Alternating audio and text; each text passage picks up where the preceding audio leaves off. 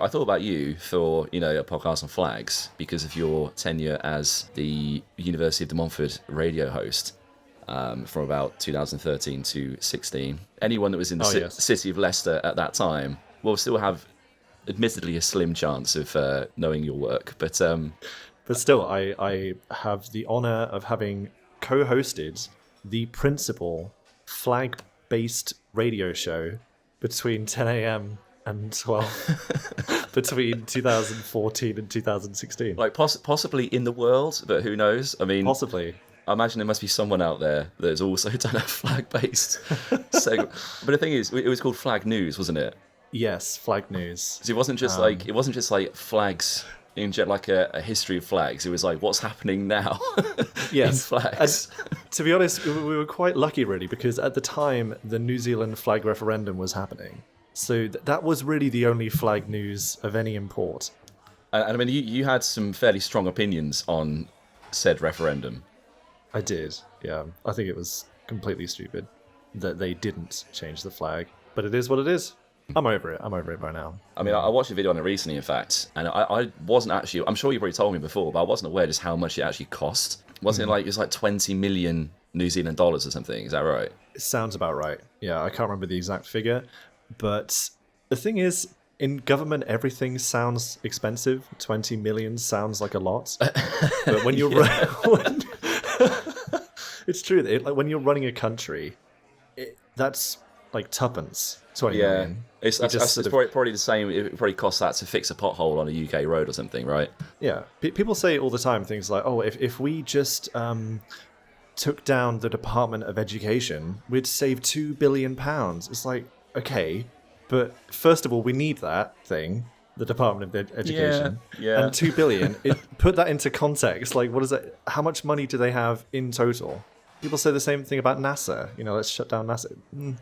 But you could say just the raw number of how much it costs, but there's no context on like what percentage of the budget are you spending on that. And suffice it to say, I think the New Zealand flag referendum as a percentage of the budget, it's probably quite low. I don't know what the GDP of New Zealand is, but hopefully considerably higher than that. But, no, I get that because I remember reading something about the film Gravity when that came out. The one with George Clooney and Sandra Bullock, I think. Sandra Bullock, yeah. They were saying like the Indian space program had recently been set up or gone through some kind of change. And they're saying like the budget for that film was vastly higher than the entire amount of money being spent on the Indian space program.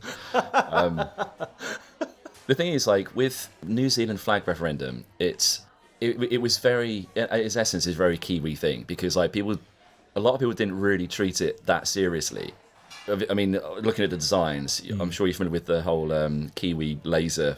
Yeah, the laser vision, which is it's a meme. Like that works great as a meme, But I suppose the result proved that actually like people sort of like tradition maybe, or like the history of the flag.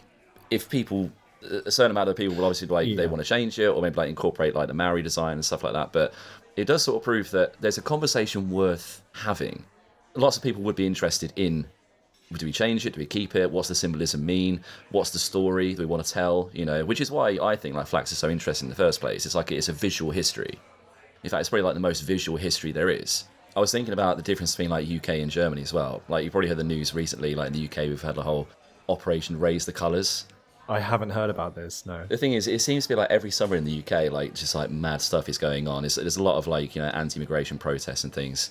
And what's happened this summer, sort of like August, September. Still sort of going on now is like people are certain people in society, they want to just paste the neighbourhood, their towns, cities, whatever, with the Union Jack and the St George's Cross. Seems to be it's a very English thing. Okay. Like this, it doesn't really happen in Wales or Scotland. Obviously Northern Ireland is its own sort of its own thing. But what you've got is a self-sustaining conflict where people put up flags, right, on lampposts, let's say, and then someone comes along and says, oh, you can't do that, take the flag down. So then they realize, oh, you're taking down our flag, like, what, we can't express our, patriotism, all this sort of stuff. So they'll put more flags up, and then the Highways Agency or whatever come down and take them down again. It's like, oh, they keep doing it, like, we can't show our love for our country. And it's one of these things like people haven't quite got it that like you can't just put flags anywhere, right? But they're confusing the whole message about it. You know, as you know, there's a lot of sensible conversation being had about it. It's like, you know, you can't use the flag to exclude people. You can't use it to say like, you know, England for the English and all that sort of stuff. But that sort of like that whole rhetoric's gone on to the point where you've now got people as well graffitiing roundabouts. You know, the mini roundabouts in the UK where it's like just like a white circle, and people have gone and like spray painted a St George's cross on it. It's just like, yeah, like Operation Raise the Colours, like show our pride in that. And then, you know, obviously the council comes along and paints over it because it's a roundabout. Obviously, you can't just fucking draw what you want on the roundabout. But it's also got these like really good memeable moments as well, where people have spray painted like the Swiss flag and the Danish flag by accident. I mean, that's brilliant. So we've got that whole thing going on, and obviously, like, you know, Keir Starmer, the Prime Minister, he's come out and said like, you know, the flag is a really good symbol. It represents a country. Like the flag is owned by the people. We're never going to give it up to, you know, sort of far right thugs and stuff. I don't think that people that putting these flags are necessarily like far right thugs or anything. But again, it's just this thing of these conflicted messages.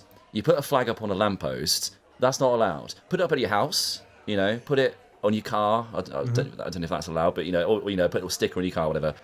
But you attach it to street furniture. People aren't taking it down because they don't want you to be patriotic. It's because it's literally not allowed. In fact, you remember? Do you remember Wanksy? Sorry, Wanksy. No, I don't. So like Banksy, but Wanksy. Have you heard of him? No, I've heard of Banksy. Yeah. Okay, so again, this is a few years ago now. The UK has a real problem with the quality of roads. Okay, we have a problem with potholes, especially. So what Wanksy did is, if there's a pothole causing a problem, and these potholes last for years, you know, that people have like birthday parties for potholes. They're like, seriously, I'll find a photo. Like people have like, they'll make a birthday cake for the pothole. It's like, oh, it's your 5th birthday. You know, the council hasn't sorted you out yet, sort of thing. No. But what Wanksy did was he'd like spray paint a dick on the pothole. So the council were like, oh, we can't have a dick on the road, you know. It's like, oh, okay, right, I might as well sort this pothole out then. Yeah. You know. So I don't know if he's still going, but that was the thing. You know, it might have been just like a little internet joke, but it's now the case. The quickest way to get a pothole filled in is just to like paint a St George's cross on it. Oh man, that's quite funny. I quite like that. I mean, apparently there was a similar thing happening in Spain where people figured out that the government did not want the Palestine flag in places where it wasn't supposed to be. So they would just paint the flag on architecture that needed to be fixed so that the government would... There's an image of these steps leading up to some pedestrian walkway. I'll see if I can find it later. And it was sort of crumbling, and they very intricately painted the Palestine flag such that it filled in all the steps, and then the next day the whole thing was like repaired and repainted. The thing is, in a way, it's a great example of like actually, and this might sound a bit divisive, but like, you know, the power of the people, in the way that like actually if you want something sorted out, there's very creative ways in which you can do it, you know. I think the French are probably best at that, you know. They love a bit of a protest, and they a bit of, like public nuisance. They do, very famously, yes. Now, the interesting thing that's happened as well in this recent Operation Raise the Colours is that the Women's Rugby World Cup took place recently in England, and someone said, like, actually, a lot of these flags that are up could well be for the Women's Rugby World Cup. And then I can imagine a scenario where it's like someone's going to be like, oh, you're putting up all these flags to offend people, and then they might say like, no, it's for the Women's Rugby World Cup. Oh, what, you didn't think that was a proper competition because it's women's rugby? Oh, yeah. And they're like, oh no, well, okay, maybe you can do that then. When it really comes down to it, people should just be able to fly that flag, and that's one of the things that I think we need to work towards. But both sides, let's say, of this, if you could call it a political spectrum, maybe it's not like it's not like right versus left. It's obviously much more complicated than that. But this. The flag is a racist symbol, is obviously on one side of that spectrum, and using the flag as a symbol of hatred is on the other side of that spectrum. And those are two very extremes. I'm just trying to say that, like, at some point, if we're going to destigmatize the English flag, much like the Union Jack has become destigmatized, not that long ago, that flag was also seen as like a racist flag. Again, I think, in some contexts it still is, Again, like, especially places like Ireland, it's the butcher's apron. I've never heard that. Never heard that before. But You never heard the butcher's apron? I think it's probably like a wider sort of, anti-colonial thing as well, but particularly in Ireland. You ever seen the film The Wind That Shakes the Barley? No. It's Cillian Murphy. It's very good, actually. It's like, you've draped yourself in the butcher's apron, boy. It's all about, like, the anti-treaty, whatever. But yeah, I think, like, the main thing is, and this has been said in politics as well, it's like, people don't want the flag to be hijacked. Yeah. I think that's what it comes down to, isn't it? Like, they don't want the flag being hijacked, because any flag can be used in that sort of way, when actually it shouldn't. I've heard that Sweden also had an issue with its national flag. Yes. This is the problem with the national flag, is nationalists take it as their symbol, which is a problem in politics, and it shouldn't be associated with that. Yeah, no, of course, yeah. I mean, the particulars of this one comes down to, like, the literal rules on flags, okay? When you talk about vexillology, there's rules on flag design. It's like vexillography. But there's also rules on how to fly a flag. And obviously, this is one where, you're allowed to fly your flag from a flagpole, like a private flagpole on your house, whatever else. But you can't just, like, put it up anywhere.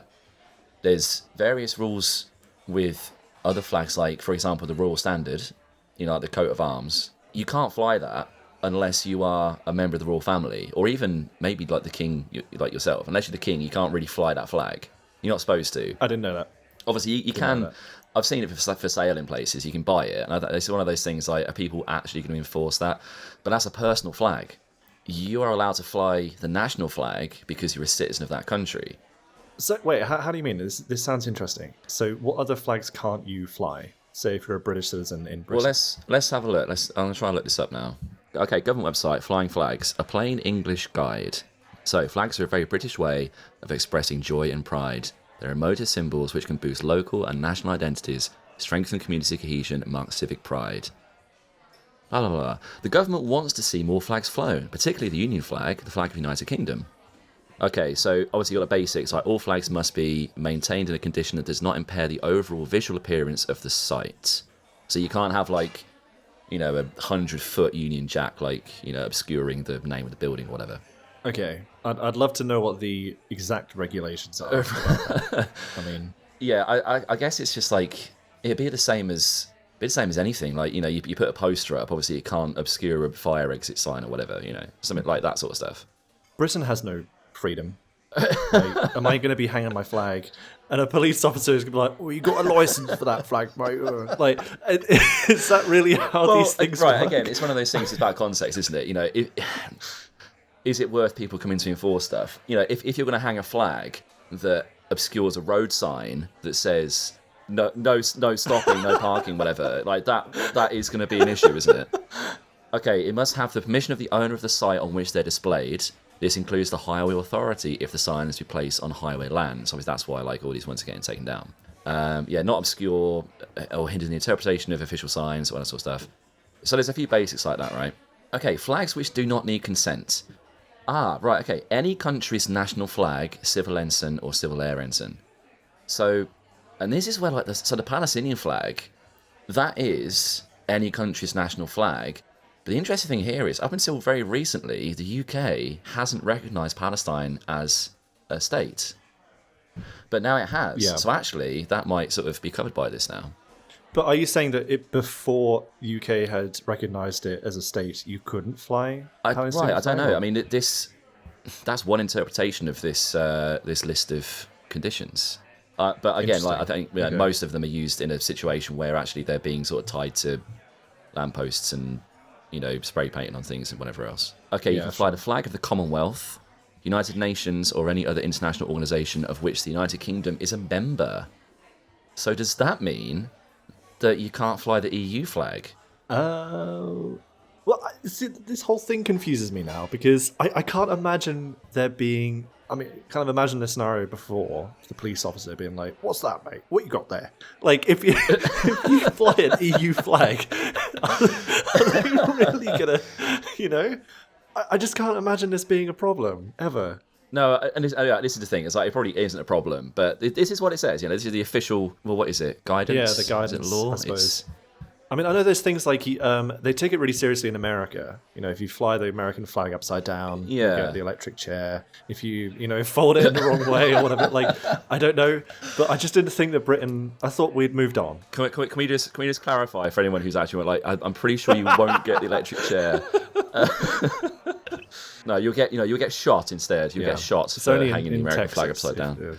No, it's only recently I noticed that the series House of Cards with Kevin Spacey before he was cancelled or whatever. On the title card for that, you've got the American flag upside down, without any stars on it as well. Actually, so I'm not sure if that means something. But obviously, the whole point about flying a flag upside down is that you can do that to signify distress. Yes. Especially like from the days of like ships and stuff. Like if you fly a flag upside down, it means that you're in need of help. It'll be a real shame if any of these nations like the UK or England were ever in distress because their flag looks exactly the same upside down. So well, you say that. Okay, so right, this is a thing actually. There are lots of flags that will look the same upside down, technically. So yeah, the St George's Cross will, the Scottish, the St Andrew's Saltire, that will as well. Wales won't. That's quite. You can, obviously we'll have the dragon upside down. The Welsh ship, but is in distress. How did Wales even have a navy? Well, right. Was this right? Think about what you're saying right now, because. God. Right, and this comes from the whole distinction. It's like, well, it's the United Kingdom is the country, isn't it? So there's no English navy, is there? Like it's the British Navy. Mm-hmm. Now the thing is, the Union Jack can also be flown upside down. But it's very difficult to see it at a distance if it is or not. Yeah, because the diagonals of the... What is it again? You probably know better than I do. So it's the St Patrick's Saltire has been sort of like shaved. I'm not sure the best way to describe that really. But it's so that it's fimbriated. Like you can't... I don't know what it is really, but like it looks better the way it is. Like you can't just have like a solid red line going through, but it looks better as it's like sort of quartered. Sure, yeah. But I think there's actually like a precedence for this. On the left-hand side of the flag, like the hoist side, the red of the St Patrick touches the left, and the white of the St Andrews takes up the entire top. And that's apparently for precedence. Like Scotland has a higher precedence in the flag than Ireland did. Interesting. As it was, the whole of Ireland. Now it's sort of like, obviously just represents Northern Ireland. But it means actually like a lot of people, not even with like the recent stuff going on, like actually just this happens a lot. People fly the Union Jack upside down. In fact, our granddad had to go, well, he didn't have to, but he went to go and talk to the local, was it the Cons Club in the village? Oh yeah. To say like, oh yeah, your Union Jack that you're flying from your flagpole is upside down. I didn't know they had done that. He definitely had plans to anyway. I'm not sure if he actually went through with it, but he said like he always points out to me if he went that way. He was like, oh yeah, that Union Jack's upside down. And that's how I know about it, because I was like, oh, surely it's never upside down. How would it be? But yeah, of course, it does have rotational asymmetry. Yes. But there's lots of other flags which technically they're different upside down, but not if they're back to front. Mm-hmm. Let me just try and think about this. So like the Irish flag, for instance, if you put that upside down, it would be the same, because you have to actually flip it on the flagpole. Yeah. If you flew it back to front, as in have the orange attached to the hoist, then you'd be flying the Ivory Coast flag. Now the thing is, like, you laugh, but there's actually been some incidences in Northern Ireland, especially, obviously, with the conflict between Unionists and Republicans, Nationalists, whatever. Yeah. There was one shop that had flags up because it was the World Cup and they were selling, like bunting and things. They had to actually put a disclaimer on the front of their shop to say, this is not the Irish tricolour, it's an Ivory Coast flag. Oh, wow. Because they'd had like instances of, Unionists either sort of like threatening or actually going through with, violence against, shops that were either putting up or selling flags. And I had to say, no, it's the Ivory Coast flag, please leave us alone. Oh, wow, okay. That's crazy. Anyway, more flags that you can fly if you're in the UK officially. So this is interesting actually. So you do a flag of any island, county, district, borough, parish, city, town or village within the United Kingdom. So often like counties will have their own flags. I think like not always, but mostly, and then like individual cities and towns will have it, but it's usually like a coat of arms, whatever. You've also got these other super regional flags, like the Black Country, which actually is a very good flag. Let me check. Just have a search for that now. Flags are the worst for a podcast. It's all just visuals, isn't it? Well, it's a good job we're doing a visual podcasting, isn't it? That's absolutely true. Yeah, forgot about that. Black Country flag. I mean, right, okay, well, you say that. I listened to Tim Marshall's book on flags as an audiobook, and I had a great time listening to that. Oh, is that... I've read that book. Which one was that? Worth Dying For. That was it. Yeah. I like that book. Yeah, great book. Great book. I listened to it, so, I read it because I still have... like a proper adult. I still have an attention span, so I sat there and thumbed through the pages and I looked at the images from the book of all the flags. Yeah, okay. So sorry. So can we have you on record then as saying that anyone that listens to audiobooks like isn't actually immature? So you have to have your books read to you. Do you know what's really shameful? Recently, because I moved to Germany and most of my books I gave away to like charity shops, I have been rebuying all of the books that I have read to put on my shelf so that when people come to visit me, I can be like, yes, I've read these books. So, some of the books on my shelf now are ones that I've listened to on Audible. The thing is, I just forget that because, imagine it'd be the worst thing, right? Like, obviously, the Kindle was like a big thing back in, I don't know, whenever it came out. I think the same thing is happening now with like streaming services as well, because you've got like Netflix, Amazon, Disney, whatever else. Like, you don't actually have physical copies anymore, and I've got this weird thing now because all my films are in DVDs, and I don't want to get rid of them because I like having the physical thing, especially if that film goes off of a streaming service. I'm like, I can always watch it. But now, like, my television is so advanced for what it is, DVDs just look shit on it. And unless I've got a Blu-ray, then it's like, actually, no, I don't want to watch it. It looks like I'm trying to watch it on a potato. I completely, I'm with you. I mean, my girlfriend and I watched Pirates of the Caribbean a few days ago. I was like, I love that film. Let's watch it again. I know that I own it. I own it on Amazon. We go into like my stuff. And again, since I moved to Germany, my Amazon account is now transferred to Germany, where all the stuff I bought is now gone. And that's the problem with owning stuff on streaming services, is you can't sometimes... I mean, this is a very niche problem to have. I moved countries and I don't have any of the stuff that I bought. Well, actually, one of the problems I had with you, because I watched something on your Amazon account. In fact, I tried to watch, I can't remember what it was now, but it came up in German, right?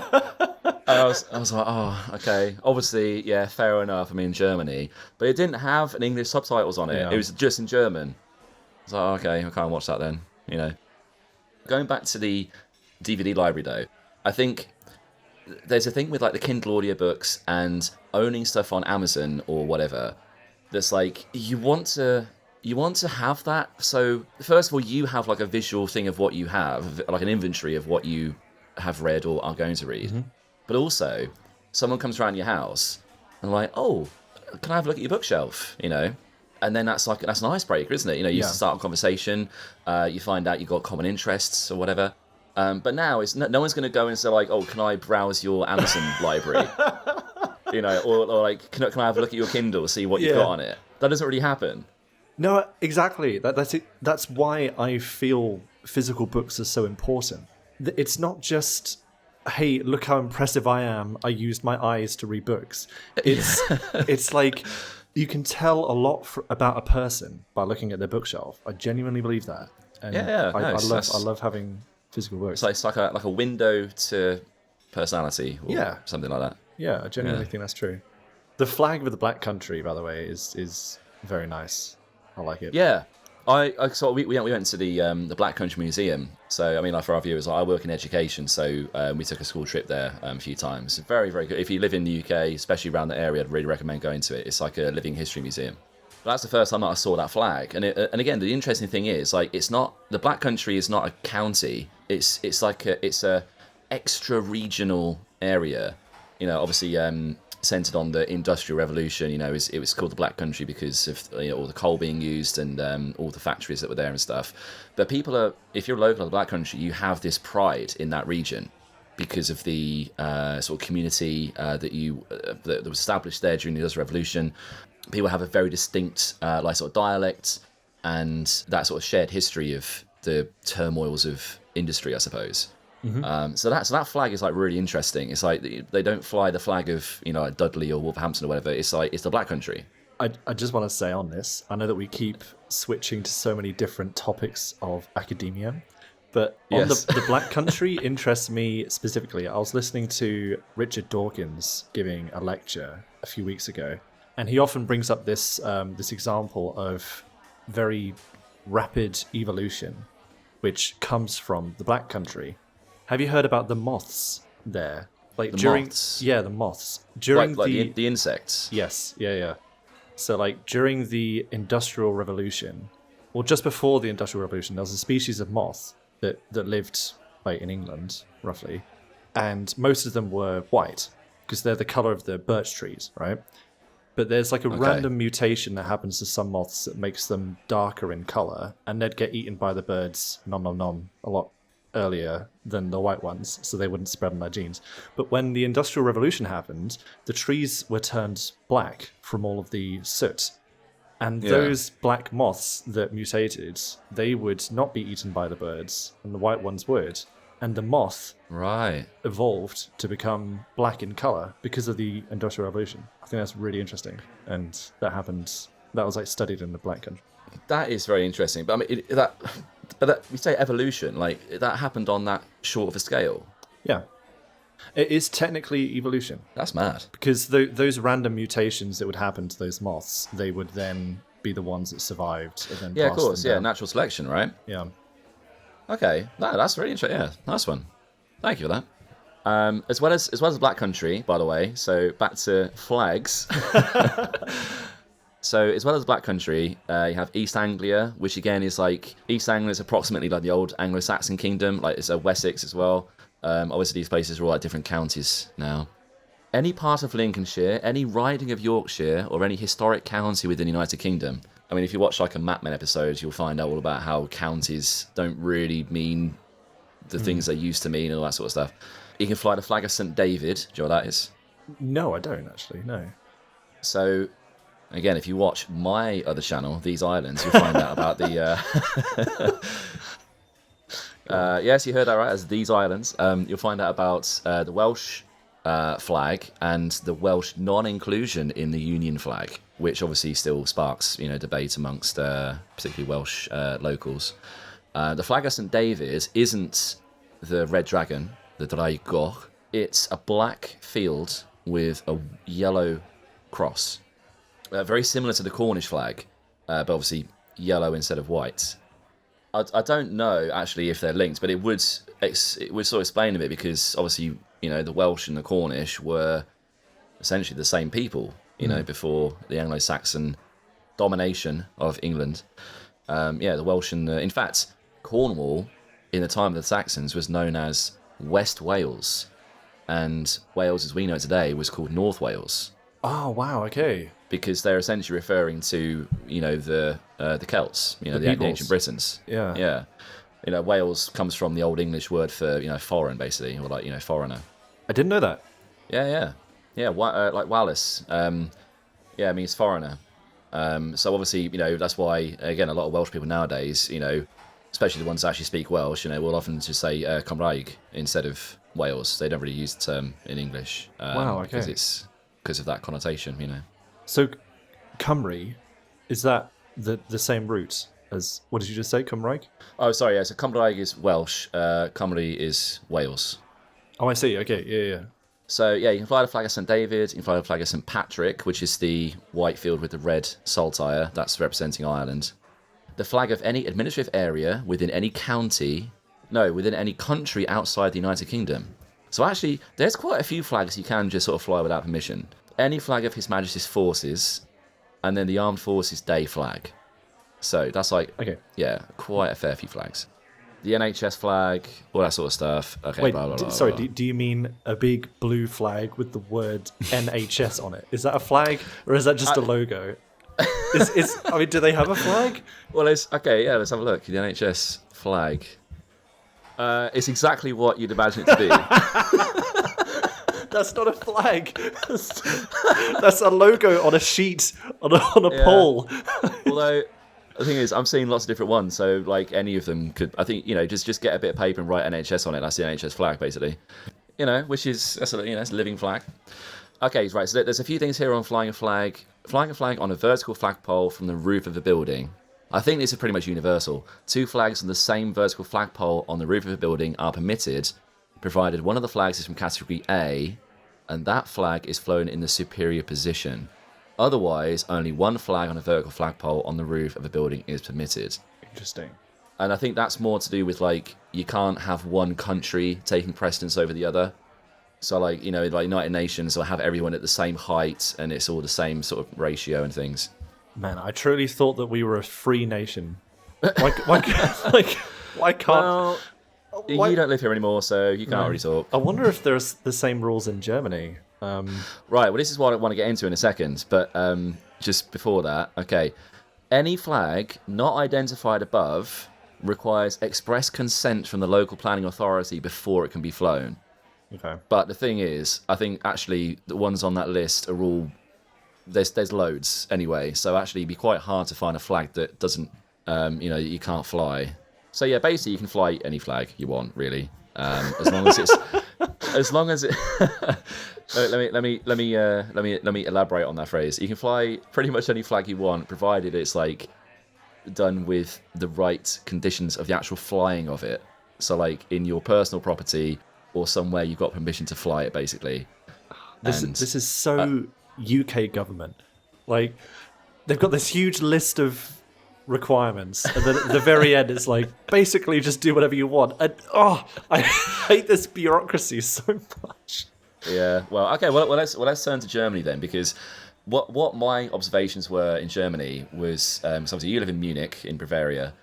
I didn't really see many, or possibly in fact any at all, German national flags. Yes, I did see some Bavarian flags and sort of various other ones which I don't have enough knowledge about, but I imagine they're sort of, again, like regional or sort of provincial. But I didn't really see any national German flags. Like, what's your take on that? This is really interesting. This is a feature of Bavaria, I think. Perhaps other states like Baden-Württemberg also have this feature, but Bavaria especially is like this. Why did you say Baden-Württemberg? Like it's some because I was questioning my own pronunciation. Oh, okay. So it sounded like you were sort of making it up on the spot. What's the most German name I can think of? Baden-Württemberg? I actually found out more about this fairly recently because I was looking into... There's a district of Munich called Münchner Freiheit, which is named after a... I don't want to say too much about it because I won't remember all the individual details, and I don't want to put wrong facts into the world. But it's essentially named after a freedom movement at the end of World War II, like against the Nazi Party from within Germany. And within the research that I was doing about the movement that inspired the name of this district, it went a bit into the fact that Bavaria has always considered itself slightly removed from the rest of Germany, sort of culturally. In fact, a lot of Germans here say they're more similar to Austrians than they are to the rest of Germany, or at least Austrians say that about Bavaria. Maybe Bavarians might not be so quick to say that. But when the American troops were moving through Germany and they ended up in towns in Bavaria, they would say they didn't see Nazi flags quite so much as they saw Bavarian flags. They wouldn't see... Which is really interesting, and you kind of see the same thing in Munich now. I can think of one building on Leopoldstrasse, which does fly the German flag, and I can't remember which building that is, but I think it's an official government building. But no, people have pride here for the Bavarian flag. The only time I've ever seen Germans here flying the German flag is during the Euro. presumably during the World Cup. Yeah. Okay. Yeah. So Cool. yeah, it's quite interesting. Well, this makes a lot of sense because again, I know bits about the history of Germany, and the thing about Bavarians being sort of close to the Austrians, it does make sense. Like, first of all, because you've got the wider German. I don't want to sound too much like Hitler right now, but you've got the idea of like. No. But this is his whole thing. It was like the wider Germany. Right. Yeah. Come on, this is like World War II basics.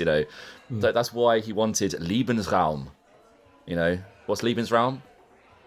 German speaker. It means life room.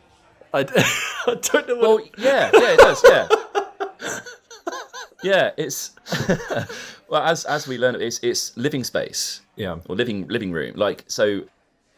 He believed in the whole sort of like wider Germany. The fact that actually German as an ethnicity doesn't just stop at the border of Germany. It was like Austrians, Swiss, Czech, Polish, all that sort of stuff. Like, if you look at the demographics of like people who lived in those areas at the time, people that would identify as German, there were loads like outside of Germany.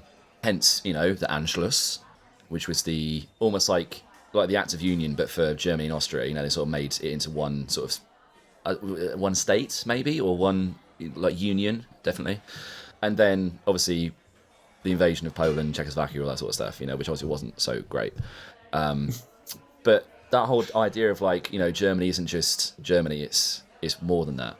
Yeah. But then on the flip side of that, it also comes down to the fact that before the unification of Germany, which was actually fairly recent, it was like 1871, when all the sort of like city-states and micro-regions and duchies and whatever else, actually it's like, okay, yeah, let's be like everyone else is doing that thing where they become a whole country.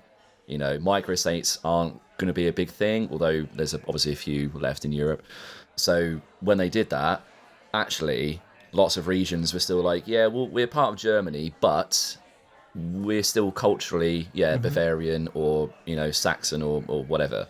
So that does make a lot of sense. The fact that actually everyone does have that. And the same in the UK as well. I mean, let's not forget, like, the reason why people fly the England flag instead of the Union flag sometimes is because they feel like, yeah, well, I'm British maybe, but I'm actually also English, or I'm also Welsh, I'm also Scottish. I mean, obviously, particularly in those, in the Celtic countries, it's like, maybe they prefer to do that in every scenario. But yeah, I imagine Germany, it was essentially the Holy Roman Empire before that, wasn't it? And again, have you ever seen a map of the Holy Roman Empire? Yeah. At certain dates, it's like it's a mess of complicated little tiny states and stuff that are all sort of separate, but not quite separate, but it's complicated. Yeah. I mean, yeah, I can foresee a parallel universe where Bavaria was its own country. If you think about it, Austria is another German-speaking country that did not unify within Germany. And any Germans who are listening to this would be like, well, of course not. Austria is a whole different country. But if you think about it, I can't think of any other European peoples who speak one language who didn't unify into one country, if that makes sense. Like, the French speakers of Europe have their own country called France. The Spanish speakers of Europe have their own country called Spain. And again, that is probably upsetting. Yeah, there's a lot of people in Spain who don't speak Spanish. But it's this idea that, like, even Austria, there is no language called Austrian. It's German. And those are like the quote-unquote German peoples, because they come from like the Germanic tribes of prehistory. But they're sort of separated in these little countries. I find that quite interesting. And I can foresee a parallel universe where Bavaria also was its own little other state. Yeah. I mean, there's a few interesting points here we can unravel, because I think you're right in the way that, there's a country of French-speaking people, and that is France. There's a few caveats here, though, because obviously you've then got, like, well, French is exported around the world, but, it's almost like the home country is France, sort of thing. But you do also, especially in Spain, you've got, like, various people in Spain that would rather not be a part of Spain as well. Yeah, the Basque and the Catalan, Yeah, I imagine the same for lots of other places as well. I had an interesting thought, actually, which was, should languages be represented by flags? Because you see this quite a lot, especially if you go to, like, ATM machines. It will say, what language would you like? And first of all, it will say English, and it will have the Union flag, and it's like, well, that doesn't really mean the same thing. French, fine, okay, like France, French, whatever. But then, yeah, especially like German, it's represented with the tricolour. Yeah. When actually German, fine, again, do they consider that like the home country of the language? But the language developed in so many different places. In fact, you could even say that modern German is almost like a constructed language. It's like there's so many different dialects of German, and the evolution tree is so complicated that like actually learning German today is like a consolidation of all of those dialects. So really, like that flagship, and again, like you go to America, and it's like, well, English is represented by the American flag. I imagine maybe also Spanish could be with the Mexican flag. I don't know. Yeah. Well, this is really interesting because I never really thought about this concept too much until recently. A friend of mine went through Italy to visit me here in Munich, and on the way she picked up some cappuccino pouches, and she got to mine. She was like, I don't really like these, you keep them. And I was looking at them the other day, and on the back it has a bunch of languages, so all the ingredients are in Italian and then Spanish. Can you guess what flag they used for the English ingredients? For the English ingredients? Yeah, in Italy, it's like, if you speak English, here's the flag for you, here's it in English. Okay, and it's not a flag I'd immediately think of. No. It's not the American flag? No. Oh, yeah. And it's not the English or the Union flag, obviously. No. I don't know. Go on, tell me. Malta. Oh, right. Yeah. Okay. Which is the closest English-speaking country. Yeah. But like 5 people live there. It's like really bizarre. Actually, it's the most populous of all the microstates in Europe. I was reading about it. I think it's 800,000. Oh, okay. But I could be wrong. Let me have a look. Population of Malta, right? So actually, it's 574,000. So I'm in the right sort of ballpark. But yeah, I think I'm right in saying it's one of the most populous of the sort of like the 5 microstates. Yeah. Wait, are there only 5? Well, right. So I think there's like Luxembourg isn't usually considered a microstate because actually it's fairly sizable. So you've got Andorra. In fact, go on. You're right. You said what are the 5 microstates of Europe? Oh, now I'm scared because you know more about geography. All right. Andorra, Monaco, San Marino, Vatican, Luxembourg. No, Liechtenstein, and Malta. It's 6, right? Yeah. Okay. There's 6 then. Yeah. Fine. Okay. I think the interesting thing about Malta, right, because obviously that's an island, and I was looking at, because I was going to do a video about microstates myself, and on the 30 smallest countries in the world, like most of them are island nations, and there's 6 that are land-based, and all of them are in Europe, because they're all like sort of hangovers from, empire and weird little treaties and stuff, one of which is Luxembourg, but obviously that's not usually counted as microstate, because like I say, it's fairly big compared to the others. Is this smallest by population or area? By area. Okay. Yeah, it's all by area, yeah. Right, going back to when we were talking about the flag referendum in New Zealand and how much it costs. Okay, yeah. So there was an incident recently in the UK. In fact, I think it was when Trump did a state visit. They were going to put up American flags to line a particular street in London. It might have been the Mall. And they had to swap out all of their flags because the American, or whoever it was, like the administration, said like, right, those flags aren't correct. We need American flags with cherry red stripes because that's like the official Pantone color designation. Yep. I can tell you the exact name for the color on the American flag according to the web color definition, like the HTML color. Yeah. Is red tuna fruit. Red tuna fruit. It's almost purple. It's surprisingly purple. What? Really? Honestly, it really surprised me when I was looking into this earlier. Because it looks red because it's surrounded by white stripes. It's like it's like an optical illusion, and it's really clever. Okay, right. I'm on Wikipedia now, obviously, so I'll have to check sources and things, which I always do. Wikipedia usually has the official colours. Yeah, no, it does. Right, it says that the specific shade of... Okay, the specific shade of blue varies in government sources. There's so much about the red. All of these are pretty red to me. I think that's the point, though. It looks red because it's like an optical illusion. If it's surrounded by white, then it kind of it kind of gives a clue to your eye, like, oh, this is. Yeah. It's kind of like if you look at one of these suits that looks grey, but it's actually just black and white threads Yeah. mixed together. I think that's what's happening here. Oh, what was that artist? Was that Liechtenstein? I'm not sure. Little link there. Roy Liechtenstein. So it's a bit like this, where they do like dots. I suppose it's like printer ink, isn't it? You know, you put the dots in, but with spaces, and you make it seem a shade that actually isn't. Yeah, it's the same kind of idea. That's what I think is going on. I haven't looked into this, and I haven't heard anyone's color theory about why the American flag is deceptively purple. But my hypothesis about this is that that's what's happening here.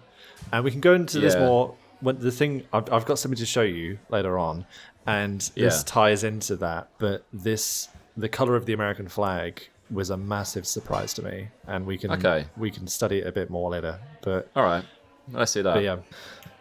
I mean, going back to this like recent incident, the link is like just like on the actual price of it. Okay, so they had to swap out all the flags on this particular street in London for American flags with cherry red. Okay, now how much do you think it cost to replace all of these flags? I'm gonna guess a conservative £5 million. Oh, come on, that's too much. Yeah. What? Every flag? It takes all the people to go around and do it. I don't know. Okay, £500,000. Hang on. Let me tell you the exact specifics. Let me just get the news story up. Okay, so this story. So American flags as Trump's UK state visit had to be replaced because they were the wrong shade of red. So there's 66 hand-sewn flags. 66 of them. All right. So how much would that cost to replace all those, do you think? Were they all like properly made of cloth fabric? And so it says hand-sewn, so I imagine it's going to be high quality. Yeah, okay. I'm going to say then, I don't know, £200,000. Yeah, it's you're in the right sort of ballpark. 50,000. Okay. I think one source said £52,800. Oh, that's nothing. I mean, yeah, I mean you say that, but that's like, you know, that's a fairly high earning salary for the year. Yeah, but it's for the president, though. I mean, yeah.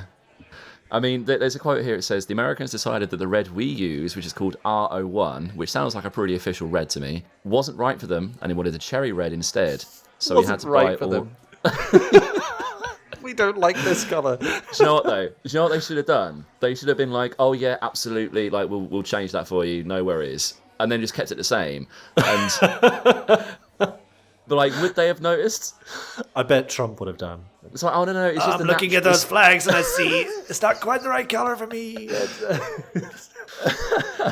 These are not my flags. They're not wonderful flags. I have wonderful flags. Yeah. I mean, the thing, like, you could just say, like, oh, no, it looks that way because it's, like, natural light, you know. It's like you said, you know, it's an illusion anyway, isn't it? Quick aside, do you know the flag of the